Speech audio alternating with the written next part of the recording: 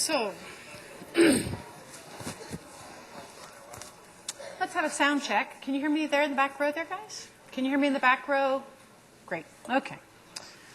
So, before we actually launch into lipid metabolism, again, I want to introduce you to something I've put together, and I would like your feedback on whether, in fact, it's a useful thing or not. If we go to ICON, let's see, is ICON in there? University ICON. Let me just, oh well, there we go.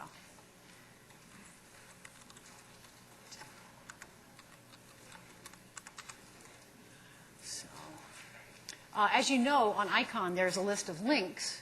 It's a little further down, I think, than I wanted to go.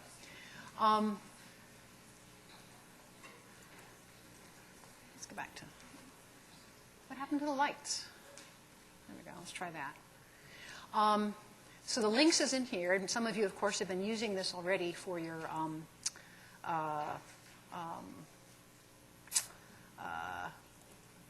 looking at videos. But what I want to share with you is something a little different, and that is an online textbook. So if you go into the ICON links, one of the categories now is online texts, and this says Wikipedia biochemistry text. Can you get them? Those lights seem like they're way too low for me. Where do the lights go? Okay, let's try that. Okay, so this Wikipedia text is a collection of articles that are all Wikipedia articles, but what I've done is to put them together in the general topic areas that your textbook follows. And so you can see here that these are going to touch on most of the areas that we're discussing, and you can use it as a way to cross-check on your textbook. That is, oftentimes if something in one textbook isn't quite clear, looking at another one can clarify it, but who wants to pay for 2 biochemistry textbooks? So this gives you a chance to do that. Some of these articles also go into more depth than your textbook does, and so they'll give you a handle to explore a topic in more depth if you want to. Wikipedia also allows something else, which is, in principle, you can generate a PDF of this, so you could carry it on your computer in principle. But last time I tried, yes, the Wikipedia doesn't have the computing power free. They're doing some kind of maintenance-y thing, and making PDFs takes a bit of thinking power for the computer. But you can use it in this format right away, and when Wikipedia finishes its maintenance, you can make an electronic version of it if you'd like. If you decide to use it, please give me feedback on whether you found it helpful or not. I can improve it. You can improve it. It's Wikipedia. So feel free to improve it if you can, or improve the articles in it. So any questions about that before we move on to our own topics? Okay. I don't know. Maybe some. Sorry? Question? Oh, thank you for reminding me. Eli and AJ would like to offer a help session next week. I know it's strange to think of, but we're approaching the 3rd hour exam. Next week, they'd like to offer you a choice between a Wednesday or a Thursday review session. So I'm going to ask you 3 questions. They're going to be prefer Wednesday, prefer Thursday, or either one. And if you could hold your hand up long enough for Eli and AJ to get a sense of that, that'd be great. Would you prefer a Wednesday review session? Please raise your hands and keep them up.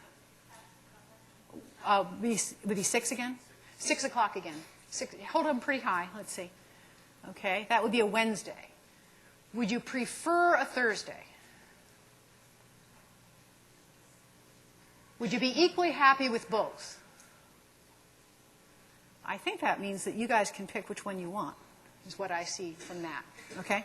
So we'll announce which one it is and send an email to that effect. Are there other questions about course management, things like that so far? Questions? I don't know why the lights are so low. Is this lower than people want them? I can raise them further. Higher? Lower? It's okay? More? Less? Oh, all right.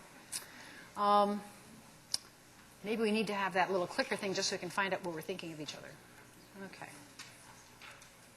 So, are there any questions about the material that we covered so far on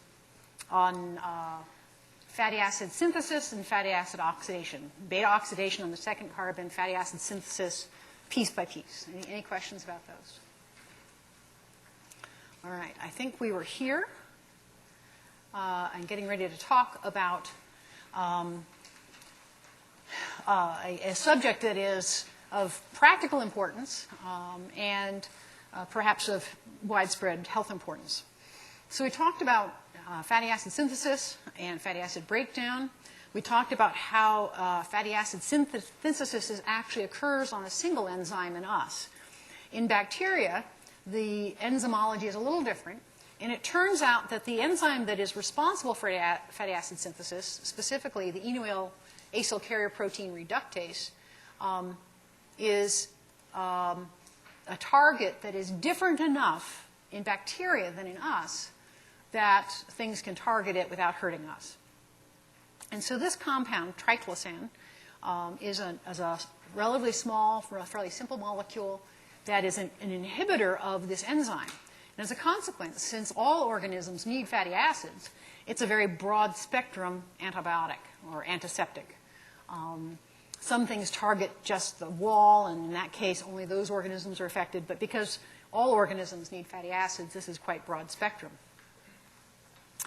You'll find triclosan, which is the trade name for it.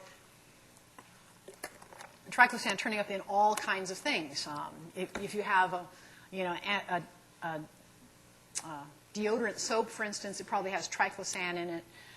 You may see it in toothpaste. You may see it in lots of different things are likely to have triclosan in it. This is a bit of a concern because it is a good broad spectrum one, and having it in sort of promiscuous use out in the environment means that we're selecting all the time for resistance. And in fact, organisms are starting to appear that are resistant to this. So it would be desirable to be able to keep using it in a broad spectrum way in places like hospitals and clinics where there's the greatest need for it. So I would point out to you that as good and perhaps cheaper versions of things that can be used as antiseptics would include dilute bleach.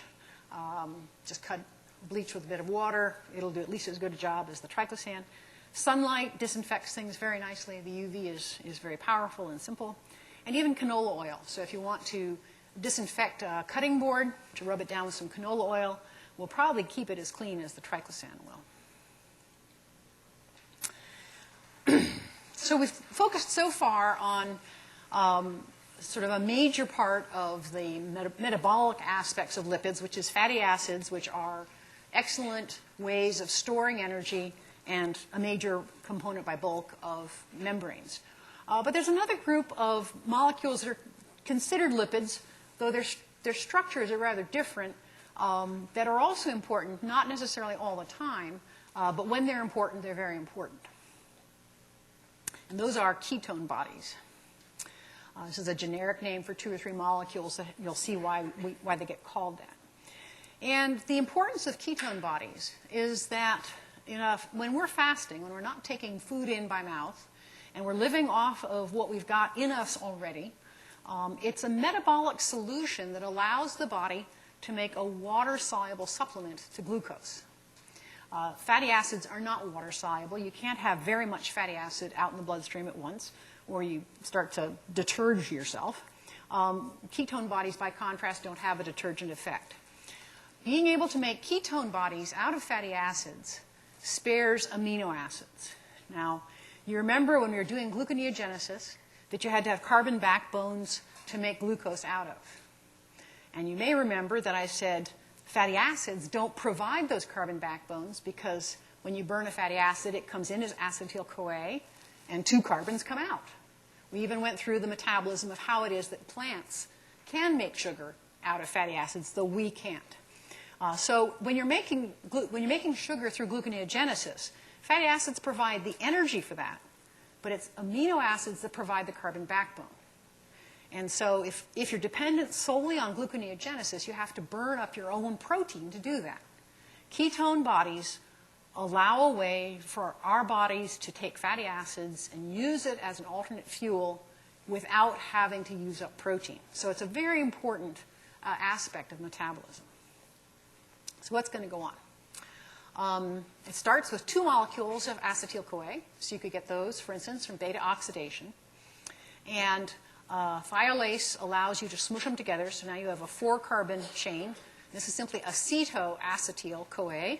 Now we have a 4-carbon molecule. The energy for that was paid for out of the CoA. Sorry.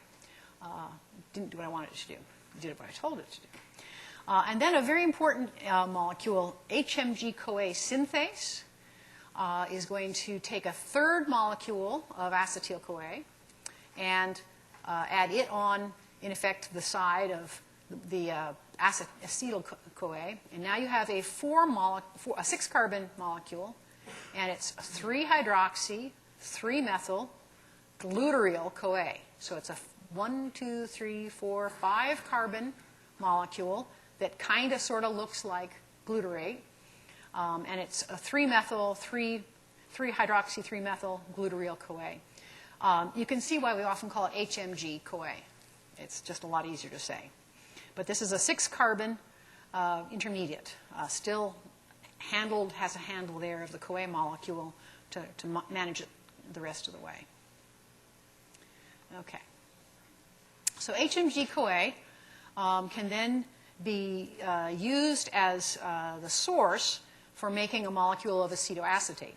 And when you do that, you recover one of the acetyl-CoAs. This acetoacetate can itself then undergo a couple of things. If we reduce it further, here we have 3-hydroxybutyrate dehydrogenase. It's been named for the backwards direction. So we invest in NADH, which we're probably getting by burning fatty acids.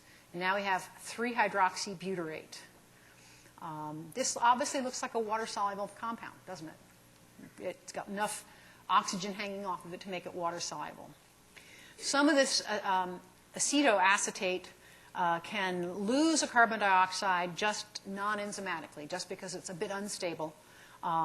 So carbon dioxide can just fall off of it and leave acetone. So here you see the 3-molecule acetone with a central carbonyl carbon. Acetone on the breath can smell kind of flowery. So someone who is making high levels of ketone bodies may have a detectable scent of acetone on their breath.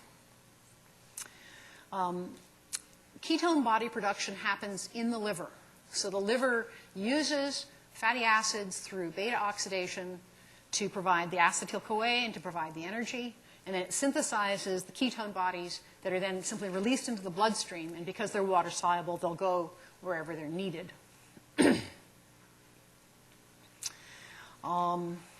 When you get to where you're going, and one of the common places where the ketone bodies are going is to the brain. In order to use the energy in the ketone bodies, something has to happen to it. The 3-hydroxybutyrate, here you have your 4-carbon compound, your 4-carbon ketone body. You're going to oxidize it. Here we have NAD plus coming out as NADH. So now we have back our acetoacetate. So there's acetoacetate. And we want to activate that again to get it into a CoA compound. And succinyl-CoA can transfer its CoA compound onto it. That releases a succinate and an acetoacetyl-CoA now. So the succinate will continue through the rest of the citric acid cycle. We've just skipped the step that would normally provide a little bit of GTP. So now we have an acetoacetyl-CoA, and thiolase can take a free CoA, and now we have 2 molecules of acetyl-CoA ready to be fed into the citric acid cycle and produce energy the way anything else that provides acetyl-CoA can. So this is a way to ship the energy of fatty acids to parts of the body in a water-soluble form without having to use up the carbon backbones of amino acids. Any questions? Okay. This is sort of to introduce you to one of the places where some of these interesting things are happening. This is a light micrograph of electron micrograph of an adipocyte. I got confused because it's so colorful. I assumed it was a stained one, but of course people have Photoshop these days. And one of the things you see looking at this cell is it has a fairly compact nucleus and big droplets of fat. And adipocytes, or fat cells, are the place where the majority of lipids is going to be stored on an ongoing basis in a human. There is now some evidence that adipocytes, in fact, can divide and produce more adipocytes, even in adults. It's not clear that there's any fixed lifetime for a given adipocyte.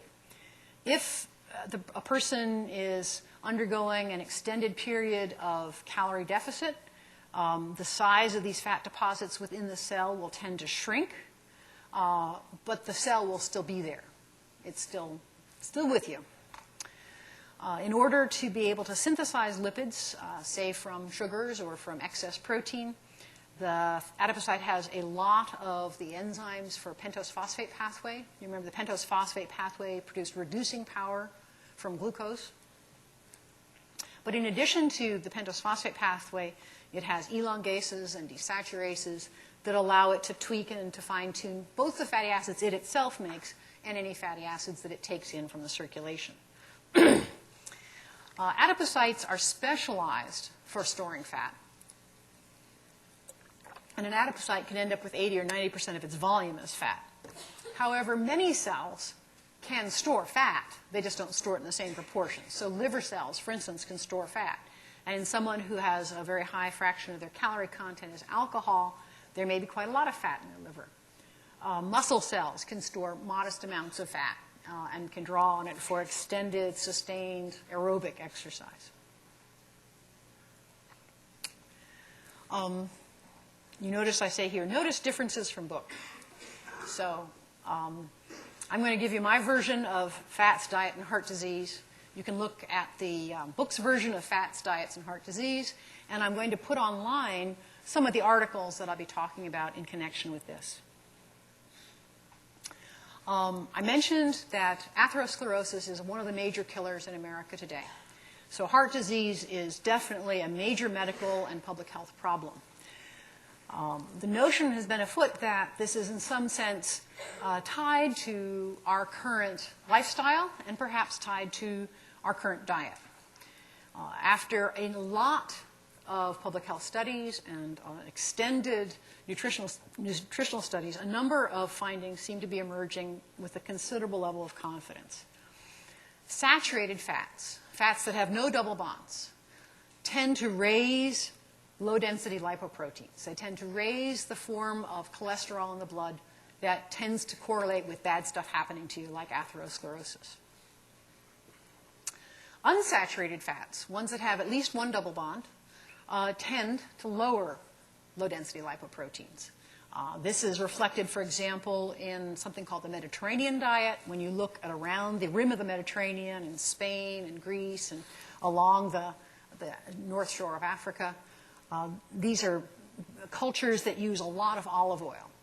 And they may be getting 40% or more of their calories from fat, but almost all that fat is in the form of olive oil, which is has unsaturated fatty acids in it. They tend to have fairly low heart disease rates. Dietary cholesterol probably doesn't make any difference. The only reason that they thought it made a difference is that in general, when you look in ordinary folks' diets, cholesterol and saturated fats tend to kind of go together. But the most striking example of this was in a very nice study done of South African egg farmers, where these rural African, black South Africans were being paid partly in eggs and eating 5 to 6 eggs a day. But apart from that, their diet was low in fat. They were getting exercise and so on. They had beautiful serum cholesterols. And it might be objected that maybe this is because of the rural South African diet. So the same investigators actually took college students who were eating a more traditionally or more conventionally Western diet and had them consuming different amounts of eggs. Again, no difference in serum cholesterol. So enjoy your eggs. Another group that sort of is a pointer to some of these interactions are the Eskimos. Eskimos eating a traditional diet have one of the highest fat content diets known for humans, but they have a pretty reasonable heart health. And it appears that the difference there is the high level of omega-3 fatty acids in their diets, that they eat large numbers of fish and marine mammals who, in order to cope with the cold water, have omega-3 fatty acids in a higher level than we do, and that this counterbalances the effect of high fat in the diet. So I'm not going to go through piece by piece and tell you where I'm disagreeing with the textbook. That's the way I see it. All right. Any questions so far? Okay. So we've talked about fatty acids, we've talked about ketone bodies. There are some other lipids as well that are fairly important, and I'd like to touch on them as well. So we mentioned, when we were talking about storage of lipids, triacylglycerols. So these are the molecules that are going to have a 3-carbon backbone and fatty acyl tails off of all 3. So we start off with glycerol 3-phosphate. You can see it's got alcohol, so this would be an alcohol without that phosphate, so it's glycerol 3-phosphate. And acyltransferase can take an acyl tail, this might be palmitate or stearate or something like that, and transfers that 2 times. You've got 2 compounds there going on, and now you have a molecule of phosphatidate. You may remember this when we were discussing membrane lipids. So this is the glycerol backbone with 2 tails and a phosphate.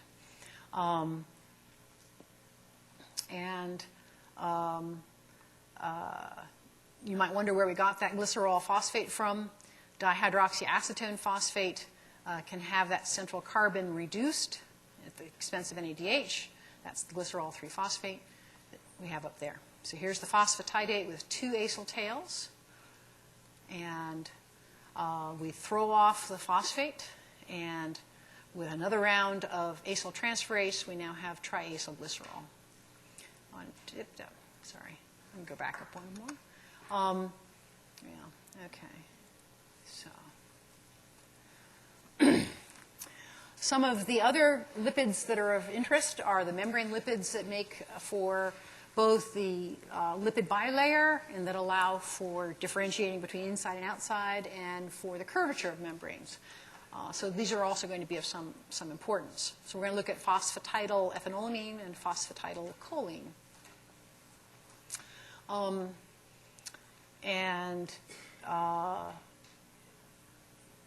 So here we're looking at sort of a generic version of either ethanolamine or choline. In ethanolamine, and X3 is simply H's. That would be an amine group there. So ethanolamine, without that at all, you'd say ethanol. With that as an amine group, it's ethanolamine. Choline is this nitrogen, but instead of having hydrogens, it's methyls. There are 3 methyls on it. So it still has a positive charge, but it's in the presence of this kind of cloud of methyl groups. So either one of them we can start off with. Invest in ATP, and now we have either phosphatidyl ethanolamine or phosphatidylcholine, depending on what we have at that end. Invest CTP, throwing away two phosphates, splitting it off to inorganic phosphate. And now we have an activated form of ethanolamine. So we have a CDP ethanolamine or CDP choline. So we've seen this trick before of having the diphosphonucleotide as the activating group. But this is now in a form that's active for transfer to something else. If we bring in a diacylglycerol, we made some on the previous slide, lose the CMP, and now we have phosphatidyl ethanolamine, phosphatidylcholine, depending on what we have at the end there. So you can see that to add the active head group to this, we're investing 1, 2, 3 high energy bonds to get there.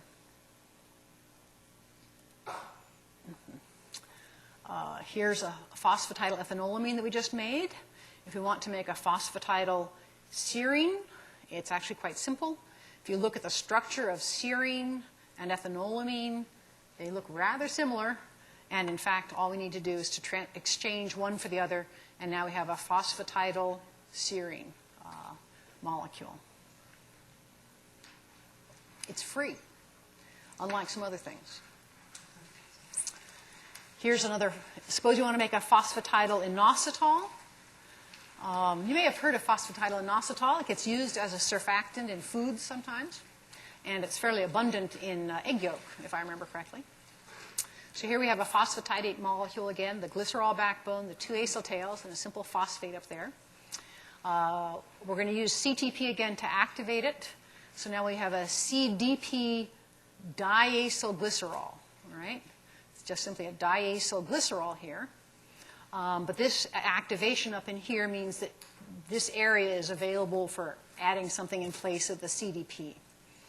The inositol group can come in and displace the CMP here. So here's the inositol. If you look at the structure of inositol, it's a polyalcohol. It's a 6-carbon polyalcohol as opposed to a sugar. And when it displaces the CMP, it leaves intact one of the two phosphates, and so now we have phosphatidyl inositol. So those are the membrane lipids. We obviously need them for membranes, and that's their principal use. There's another family of lipids that are kind of exotic. They're not nearly as abundant as either the triacylglycerides of the fat tissue or the phospholipids of membranes, but they are more powerful, if you like, or capable of making a bigger difference per gram. And those are the eicosanoids. And these are lipids that act as biological signals. Okay? Eicosanoids comes from the Greek for the number of carbons in it. So if you count them, 2, 4, 6, 8, 10, let's see, 1, 2, 3, 4, 5, 6, 7, 8, 9, 10, 11, 12, 13, 14, 15, 16, 17, 18, 19, 20. 20 carbons. Icosa is the Greek for 20. And so that's what they're getting their name from, is that they all have 20 carbons, but different things have happened to them. And if we start off with arachidonate, and this is a really unsaturated fatty acid because it has 4 double bonds. All right? And you can see that the furthest double bond is at the 6 carbon, 1, 2, 3, 4, 5, 6. So this is an omega-6 fatty acid. Since we were talking about how you talk about unsaturated fatty acids, it's omega-6. And there is a very snazzy enzyme called cyclooxygenase. Cyclooxygenase uses 2 oxygen molecules and does this. And you can see if you look at this that it's done a couple of things at once. It's created a cyclic peroxide here, and it has another peroxide hanging off of there. So this is fairly severe modifications. And in the process of doing that, it's created a ring structure here at the end of the molecule. Excuse me. This peroxide is not something the body wants around for long. Peroxidase resolves it into simple alcohol. But here we have one of the important forms of eicosanoids that gets done. There are a number of other modifications that can happen if you get interested in lipid metabolism or lipid biochemistry. There's some very deep and rich stuff going on here. And in general, these eicosanoids are things that are generated locally to affect other cells in the immediate vicinity. So they're a way, for instance, for the epithelium of the blood vessel to talk to the smooth muscle, or for the epithelium of the lungs to talk to the smooth muscle of the air passages. So they're kind of local messages. They're not as big, they're not as global in their effect as insulin is, for example, or adrenaline, but they're bigger in scale than just a feedback inhibition by a metabolite. And there's a great deal of variety in these final molecules and a great deal of variety in activities. Cyclooxygenase is needed to make these. There are several varieties of cyclooxygenase, and we abbreviate cyclooxygenase as COX. So when you see COX inhibitors, they're talking about cyclooxygenase inhibitors. And some of the things that these eicosanoids are involved in are inflammation, fever, pain. Some of them signal pain, and so on. And so people for millennia have had an interest in inhibiting cyclooxygenase. The oldest of them all is aspirin. Aspirin is more formally acetyl salicylic acid. Salix in here is the Latin for willow. And willow bark has salicylic acid in it, and willow bark has been known to be a pain reliever and a fever reliever for over 2 millennia. It does have its drawbacks. It does more than just inhibit cyclooxygenase. And there's been an interest in finding more specific and less damaging things than aspirin. People have said that if aspirin were introduced to the market today, it probably would not get approved because it has enough bad side effects. One of the ones you may be familiar with is acetaminophen. And one of the things you may notice about all of these things is this ring structure. All of them involve ring structures that may be acting to compete somehow on the cyclooxygenase for that ring formation. Acetaminophen is a different family from the rest of them and tends to have fewer side effects.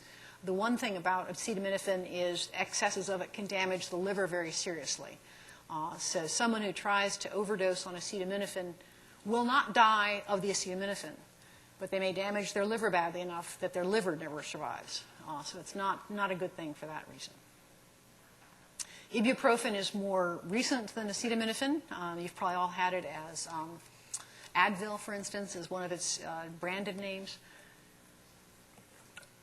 But it has fewer bad side effects than acetylsalicylic aspirin. These two molecules look fancier than any of these three. These are the older of them. And these were developed in the hopes that they would be more selective. That is, there are at least 2 cyclooxygenases. There may be more. And it was known that cyclooxygenase 2 was one that they would play a larger role in pain and pain. And that if we could inhibit it, you might, for instance, have a drug that would be active for arthritis patients. And you may recognize Vioxx and Celebrex. And I think Vioxx is the one that turned out to have side effects at a high enough rate to be a significant concern, so that it is now only under a license where nothing else will work for that patient. Then it becomes worthwhile to use Vioxx because the side effect is reasonable given that situation.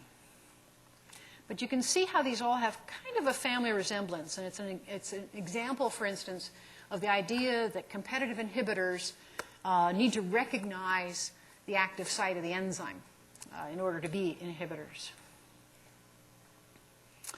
All right. Well, there's another important group of molecules, cholesterol and all the steroids.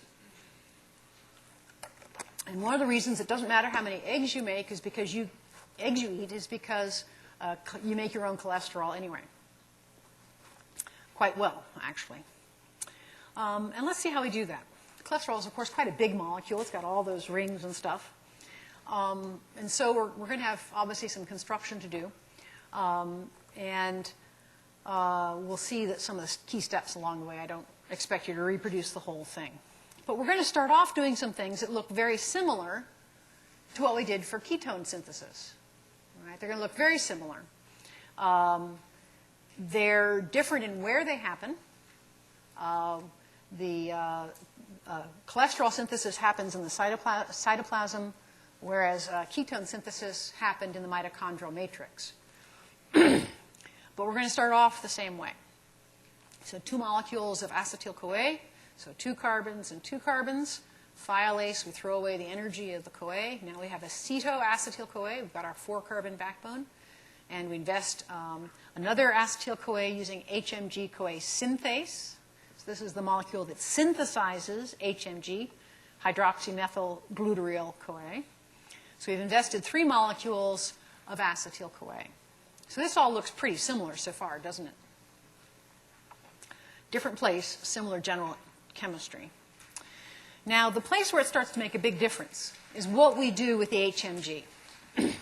So here's the HMG-CoA, and this is the place where we get something different than when we're doing ketone body synthesis. There's an enzyme called HMG-CoA reductase, and it uses NADPH in the process. And HMG-CoA reductase is going to reduce that carbon. We're going to throw away the CoA compound. And now we have hydroxy here, the methyl here, but now we have an alcohol over here instead of the ketone body, the ketone carbonyl carbon. So this is a branched 6-carbon compound, 1, 2, 3, 4, 5, 6, called mevalonate. A trivial name, sorry about that. But because this enzyme is the committed step and the rate-limiting step also for, I shouldn't say committed step for cholesterol synthesis, but it is the rate-limiting step for cholesterol synthesis. And this compound, mevalonate, we'll see used for a number of different things. But because this is the rate-limiting step, this enzyme is very highly regulated in a number of different ways. The body can regulate the actual levels of the enzyme by synthesizing it or degrading it. They can phosphorylate it to tune it on a short-term basis up and down. This is the enzyme that is targeted by all the drugs called statins. There's a whole family of molecules that are given to people with high cholesterol levels, and this is the enzyme that they're inhibiting with the statins. To the extent that there's evidence supporting this, there is some reason to think it might be helpful for people who have had a heart attack. The evidence that it's helpful to people who haven't yet had a heart attack is not as convincing. That looks pretty good, actually. So now we have a mevalonate. We've got this 5-carbon. Maybe just remind you, it's a 5-carbon branched molecule. A bunch of steps happen, then magic happens. We're going to make a compound isopentenyl pyrophosphate. So let's take a look at the structure of this. Penta, we know there's 5 carbons in it. Pentenyl, double bond in it somewhere. And an iso, so it's probably branched. And that's what this is. So we have 4 of the carbons in a row with a double bond there, and the iso part is the methyl group hanging off of that. So this is isopentenyl pyrophosphate. Isopentenyl pyrophosphate is a very important precursor. We use it for cholesterol. We use it to make ubiquinone. We use it to make farnesyl, and we're going to see what farnesyl looks like and why that matters in a little bit. And although we can't make carotenoids, plants use it for carotenoids, and of course we do depend on the carotenoids. So this is a very important precursor. It gives rise to a lot of different things. This just shows you some of those things in their structural glory. Here's the farnesyl group. You can see double bond branch, double bond branch, double bond branch. So it's got 3 isopentenyl pyrophosphate groups made it up. Farnesyl is a tail, a modification put on proteins. And when we talked about the lipid-linked membrane proteins, this is one of the lipids that can get put on a protein to make it a lipid-linked membrane protein. So this is an important structural thing for attaching membrane proteins to the membrane. Here's ubiquinone again. You remember this is the electron carrier in oxidative phosphorylation in the mitochondrion. And it's got 10 copies here, 10, of the isopentenyl pyrophosphate. So if you think about it, 10 times 4 here, it's 40 carbons deep, if you like. It's almost as long as the lipid bilayer is wide. So it's quite a large side chain. Here's the beta-carotene. You can see it's closed on both ends, but it's got 1, 2, 3, 4 copies interlonged here. You can tell that it had more than that to account for the ends. All of them, all derivatives of isopentenyl pyrophosphate are branched lipids. They will always have branches at regular 4-carbon intervals. And perhaps one of the strangest of all is what happens to make cholesterol. This is a very schematic diagram of squalene. Squalene is an extended derivative of isopentenyl pyrophosphate. We can tell how many by counting the branches. 1, 2, 3, 4, 5, 6. So 6 copies of isopentenyl pyrophosphate, head to tail. It got its name squalene because this is one of the major lipids in sperm oil. And it has the interesting property of changing it between liquid and solid depending on the pressure on it, as well as temperature. And what's cute about squalene is that you can kind of fold it up like origami, and this is showing you kind of a sketch of the folding, and end up with cholesterol. So here you have the cholesterol backbone, multiple ring structures, the 4 fused rings. You can see the little methyl still hanging off, and a little bit of a tail still left that wasn't used up in the ring structure. Very elegant synthesis. Now, we mentioned that HMG-CoA was an important product of the synthesis going towards cholesterol, that it was the rate-limiting step. And so if we can control the synthesis of HMG-CoA, that's how we control the synthesis of cholesterol to some extent in the body. And you can see here a couple of the statins that are used in medical practice. And you can see here the structural resemblances in this region to HMG-CoA, especially the HMG part of it. So this is, again, the example of structural similarity for competitive inhibitors.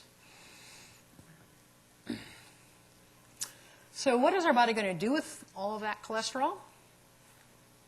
Of course, it's essential in our membranes. It's one of the things that the body uses to control the fluidity of membranes. Some of the cholesterol will be turned into esters in order to store it.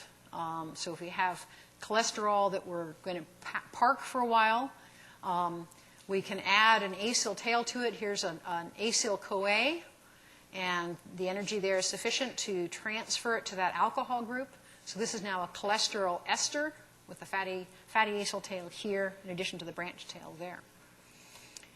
Cholesterol is a precursor for all the steroid hormones.